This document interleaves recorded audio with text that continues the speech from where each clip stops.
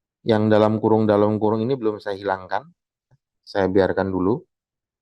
Ya. Saya tulis nama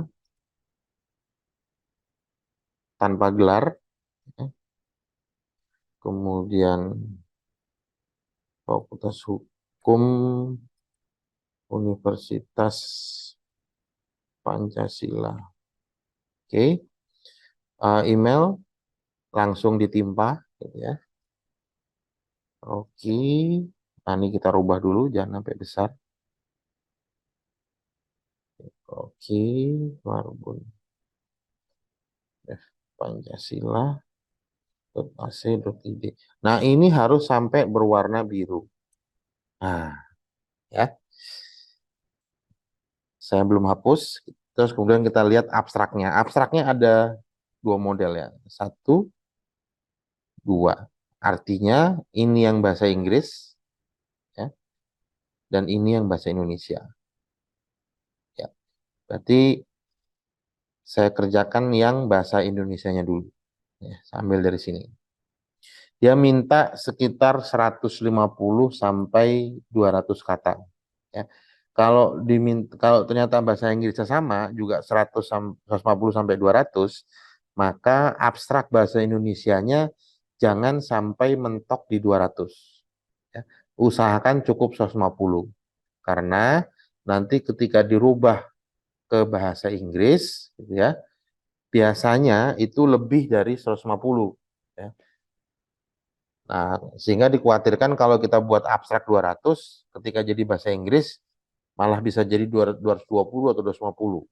Nah, kalau judulnya adalah strategi bahasa kekuasaan dalam beragam kepemimpinan, ini di dalam pemikiran saya berkaitan dengan hakim ketika menetapkan bahwa PN salah menerapkan hukum yang dikaitkan dengan penafsiran, menurut menurut Majelis Kasasi salah menerapkan hukum melalui proses penafsiran itu adalah kesalahan dalam hukum acara pidana. Tapi kita juga punya pengetahuan dari putusan itu sendiri yang sudah kita buatkan tema, yaitu hilangnya memori kasasi dan kontra memori kasasi.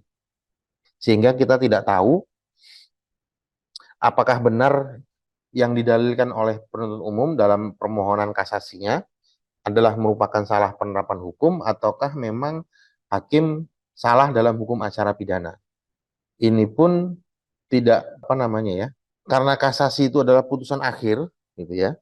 PK itu tidak dianggap sebagai putusan akhir, tapi kasasi yang dianggap sebagai putusan akhir, maka dalam pemikiran saya, dalam benak saya, kesalahan atau ketidaktepatan dalam menggunakan frase ini akan dianggap sudah final, ya, sudah final dan sudah tidak ada apa sudah bisa langsung dieksekusi, sehingga tidak mungkin ada perdebatan lagi di dalamnya. Nah, ini nanti yang akan banyak mempengaruhi abstrak. Saya akan buat contoh abstrak, misalnya hakim sebagai representasi da, eh, dari pelaksanaan fungsi kekuasaan kehakiman memiliki kekuasaan dan kewenangan secara absolut untuk melakukan penafsiran hukum melalui yang dituangkan dalam teks tertulis yang bersifat otoritatif. Saya lagi mencoba untuk mengkonekkan dengan ide awal ya, bahwa saya ingin mengatakan begini, ketika dia mengatakan salah menerapkan hukum ya, atau dia mengatakan kesalahan dalam hukum acara pidana adalah salah menerapkan hukum, dalam konteks putusan kasasi itu menjadi bersifat doktrinal, ya, menjadi bersifat doktrinal yang disandarkan kepada satu pemahaman bahwa kesalahan dalam penafsiran itu tidak memunculkan sanksi bagi hakimnya, tidak memunculkan sanksi. Nah, sehingga yakin tidak akan ada koreksi. Keyakinan itu muncul. Oleh karena itu, hakim dalam melaksanakan kegiatan interpretatif kognitif tersebut sangat bergantung kepada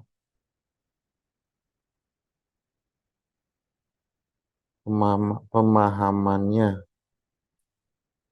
terhadap konsep hukum. Kita cek dulu udah berapa kata ini. 42 kata ya. Konsep-konsep hukum sebagai acuan argumentasi dalam pertimbangan hukumnya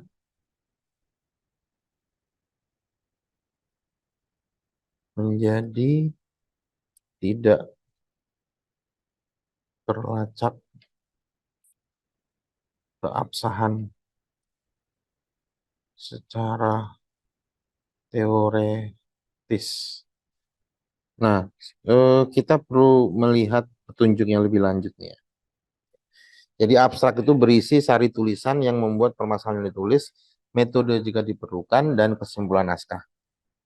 Oke, jadi di sini tidak ada tujuan, ya, tidak ada tujuan dari artikel. Kan biasanya selalu ditulisnya artikel ini bertujuan untuk, ya, dia tidak muncul dalam abstrak.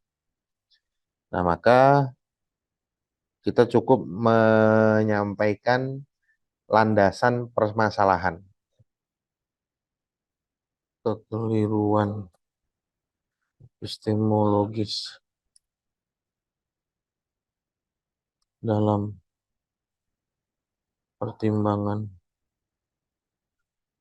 hukum tersebut menjadi bersifat naturalistik.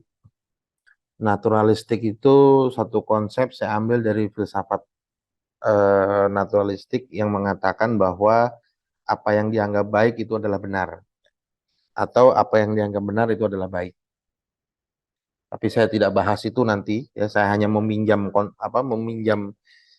katanya saja, meminjam konsepnya saja yang disandarkan kepada suatu pemahaman bahwa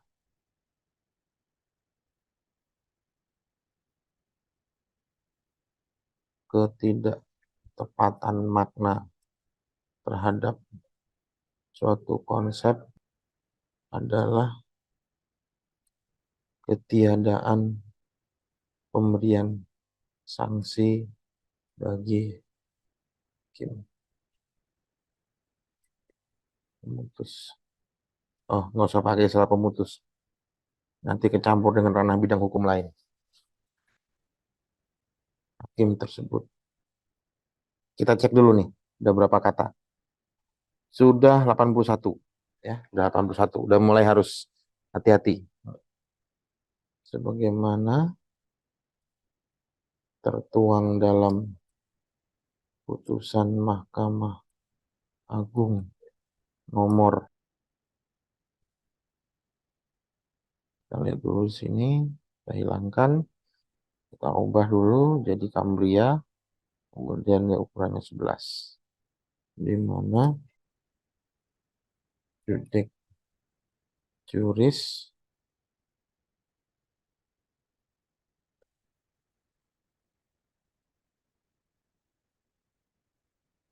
majelis kasasi berpendapat bahwa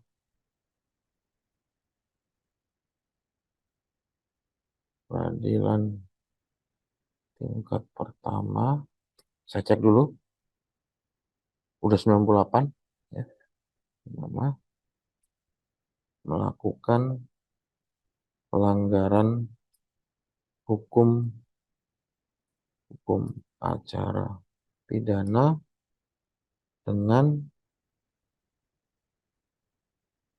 dengan model salah, ya, dalam menerapkan hukum yang berasal dari suatu penafsiran hukum. Kita cek lagi, udah 115, ya. Udah stop sampai sini, ya, karena memang hanya fokusnya itu hanya di sini sebenarnya, ya, hanya di sini. Tapi saya ingin mengatakan bahwa kesalahan majelis kasasi ini sifatnya menjadi absolut karena dia sadar bahwa putusan kasasi itu adalah putusan akhir yang hanya bisa dilawan dengan upaya hukum luar biasa. Jadi ketika hakim kasasi mengatakan ini, setidaknya ada dua kesadaran, ya, ada dua kesadaran diri. Kesadaran pertama adalah putusan dia hanya bisa dibatalkan oleh upaya hukum luar biasa, ya. Nah, kemudian kesadaran yang kedua adalah ketika nanti dalam upaya hukum luar biasa itu dinyatakan bahwa putusan kasasi itu tidak dapat dipertahankan lagi, ya harus dibatalkan, maka tidak ada sanksi bagi hakim kasasi. Nah, ini yang sebenarnya ilmu hukum tidak bisa melacak. Kemudian saya coba masuk ke permintaan kedua, yaitu metode jika diperlukan. Nah, saya memandang perlu, ya. Kenapa? Karena nanti akan ada teknik-teknik mengungkap kepentingan, ya, dari hakim melalui melalui metode pendekatan ilmu sosial. Jadi saya akan bicara artikel ini menggunakan pendekatan analisis.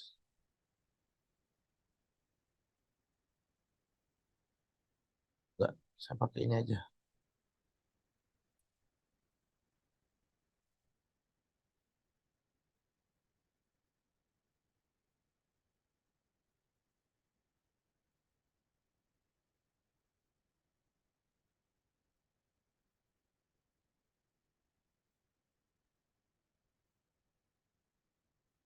Karena kritis, saya cek lagi.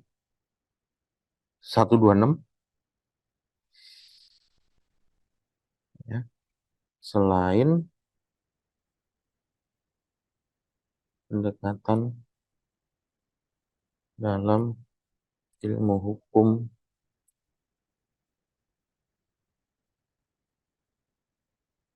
usah, ya, pemain.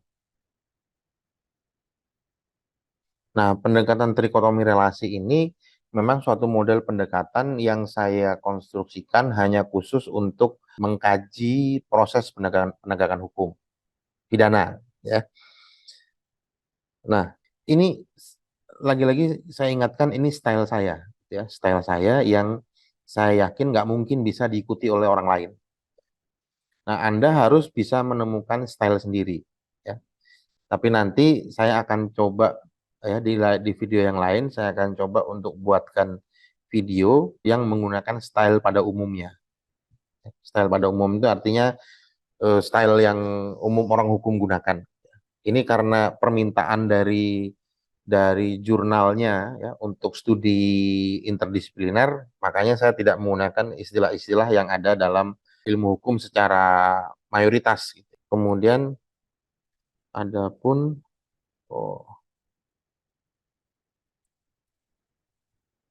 pun hasil dari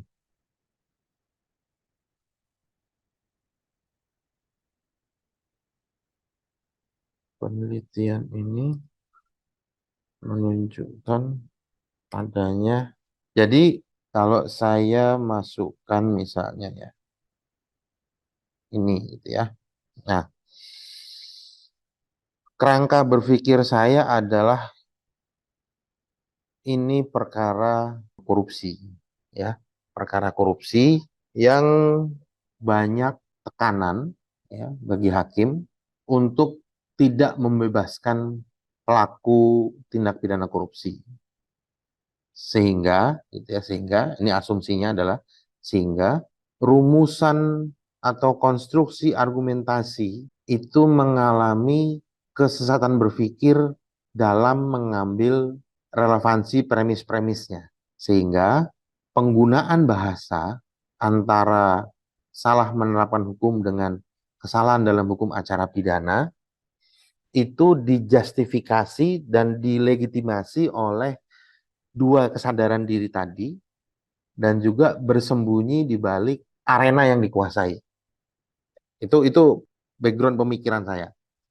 Jadi artinya gini, kalau hakim memutus sesuatu, maka dia sadar bahwa itu memang kewenangannya, itu kekuasaannya, dia yang memegang kekuasaan di arenanya, artinya ruang persidangan, gitu ya.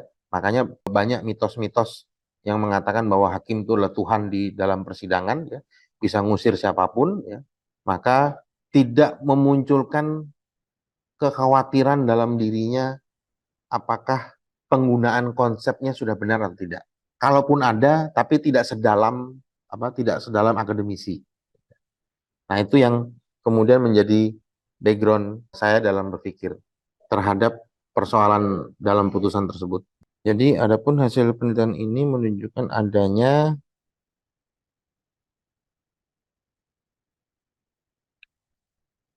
kesadaran palsu dalam diri hakim atas penggunaan bahasa kekuasaan. Bahasa kekuasaan itu satu istilah yang muncul di ranah ilmu sosial ya, sosial politik ya, yang kemudian dikaitkan dengan ilmu linguistik. Kemudian bahasa kekuasaan,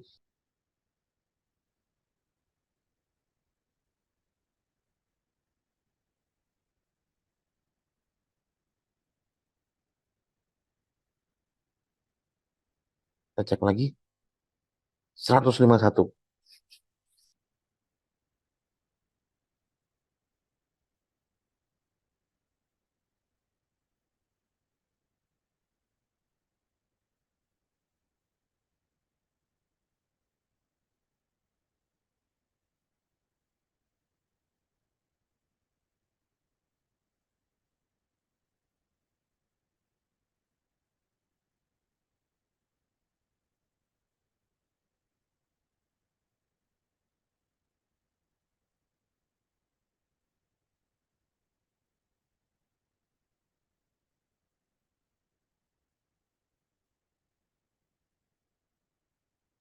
Nah, cek 164. Oke, cukup ya. Jadi ini saya ingin mengatakan bahwa kesadaran palsu tadi hakim ya dalam menggunakan bahasa kekuasaan yang dilegitimasi secara normatif itu akan menyebabkan kesatuan berpikir falasi ya atau falasi secara relevansi ya, yang mengesampingkan otorisasi bidang hukum lain. Ini kesimpulan ini ada pengaruhnya dengan pemaknaan terhadap dana CSR yang ditarik ke dalam hukum publik. Satu ya. Kemudian ada pengaruhnya juga dengan ya ini dia mengesampingkan asas subsidiaritas. Ada pengaruhnya juga dengan asas dalam hukum administrasi. Ya, ini bidang hukum lain tadi yang saya maksud. Nah, oke. Okay. Nah, karena sudah dari 100 ini, maka ini saya hapus. Ya. Karena saya anggap sudah selesai. Cara ngapusnya, ya, cara ngapus itu dari sini, tapi hitam-hitamnya harus sampai di benar-benar jangan sampai kelewat gini ya, tapi gini dihapus. Baru backspace. Ah, ya. Nah, demikian juga yang di atas. Nah, ini karena yang di atas bahasa Inggris saya kopas saja. Cara kopasnya juga jangan sampai berlebih, tapi harus kalau bisa di dalam titik ya, supaya yang saya khawatirkan formatnya berubah gitu ya. Nah, jadi saya sampai habiskan di sini, saya paste, baru saya kasih titik, gitu ya. Nah, tapi saya tidak akan mengartikan dulu nanti, ya, karena bisa saja nanti ketika berhubungan dengan translate ke dalam bahasa Inggris, dia berlebih, gitu ya, sehingga harus ada kata atau beberapa frasa yang harus saya hapus atau harus saya parafrase dengan kata lain. Tapi untuk sementara ini. Nah, kemudian kita buat kata kuncinya. Kata kuncinya 3 untuk 5, sampai 5 dipisahkan dengan titik koma. Saya masuk ke sini, ya, benar-benar di pinggir, ya, itu hitam-hitamnya lihat, ya. Jangan sampai gitu, tapi begini. Kita masuk. Nah, ini kata kunci diambil dari judul. Judulnya apa ini? Ya, mana yang kira-kira nanti ketika orang mencari itu yang ketemu di Google ya, masukkan kata kunci yang ketemu artikel kita supaya bisa dikutip. Satu pertama bahasa kekuasaan. Jadi bisa dalam bentuk kata, bisa dalam bentuk frasa. Terus korupsi. Kemudian ada kata apa lagi tadi? Penegakan hukum. Hukum 1, 2, 3, saya biasa sampai 5. Mitos modernitas. 1, 2, 3, 4 itu kata pidana. Hukum pidana. Dah. Nah, itu cara membuat abstrak ya yang disesuaikan dengan keinginan dari ruang lingkupnya. Ya, jadi kenapa saya buat seperti itu? Karena ini yang jadi terlebih melalui sangat diperkenankan. Jadi sangat diperkenankan bukan mengarah ke sini, tapi saya menafsirkan sangat diperkenankan ini lebih mengarah ke sini, ya, terlebih melalui ini. Ya. Makanya tadi saya menggunakan bahasa-bahasa yang tidak normatif ilmu hukum gitu ya. Nah, ini baru saya hapus ya, karena saya anggap sudah selesai. Backspace saja. Ini juga saya hapus. Backspace. Ini juga saya hapus. Backspace. Nah, ketika Anda sudah buat ini, jangan kemudian muncul dalam hati kita, diterima nggak ya? Diterima nggak ya? Jangan khawatir. Ya. Sepanjang Anda yakin bahwa sudah disesuaikan dengan ruang lingkup, submit aja. Kenapa? Karena nanti kan ada review yang memberikan petunjuk kepada kita apa yang harus dibenarkan. Jadi disubmit saja. Nah, ini akan saya simpan. Karena nanti di video berikutnya kita akan membahas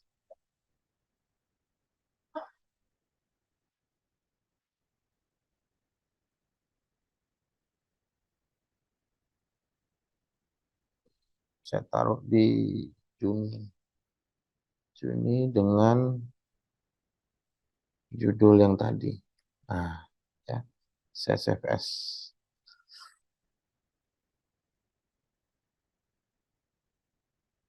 Ya, nah,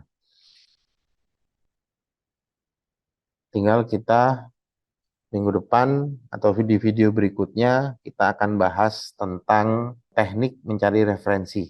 Baru videonya lagi satu lagi tentang teknik membuat pendahuluan. Oke, sampai di sini pengetahuan yang bisa saya sharing. Ya, mudah-mudahan bisa memicu Anda dalam menulis, mengembangkan pemikiran. Terima kasih, semoga bermanfaat. Assalamualaikum warahmatullahi wabarakatuh.